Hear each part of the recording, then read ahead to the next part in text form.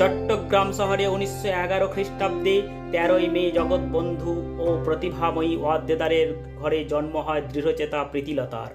চট্টগ্রামে তখনও মেয়েদের লেখাপড়ার তত চল ছিল না, কিন্তু প্রীতিলতার পড়াশোনার প্রতি প্রচণ্ড আগ্রহ ছিল শিশুকাল থেকে।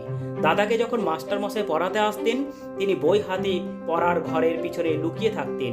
দাদার পড়া শেষ হলেই তিনি এসে বসতেন মাস্টার মশাইয়ের সামনে। তিনিও প্রীতিলতার আগ্রহ দেখে তাকে পড়াতেন। মা প্রতিভাময়ীরও যথেষ্ট আগ্রহ ছিল মেয়ের পড়াশোনার ব্যাপারে। অবশেষে 7 বছর বয়সে মেয়েকে তিনি স্কুলে ভর্তি করে দেন। চট্টগ্রাম থেকে ম্যাট্রিক পাস করে ঢাকায় আসেন ইন্টারমিডিয়েট পড়তে। এই সময় লীলানাগের দীপালি সংঘের সঙ্গে যুক্ত হন। 1930 সালে ঢাকা বোর্ড থেকে সমস্ত ছাত্রছাত্রীদের মধ্যে প্রথম স্থান অধিকার করে আইএ পাস করেন। কলকাতার বেথুন কলেজে ভর্তি হন। ইংরেজিতে অনার্স নিয়ে বিএ পড়তেন।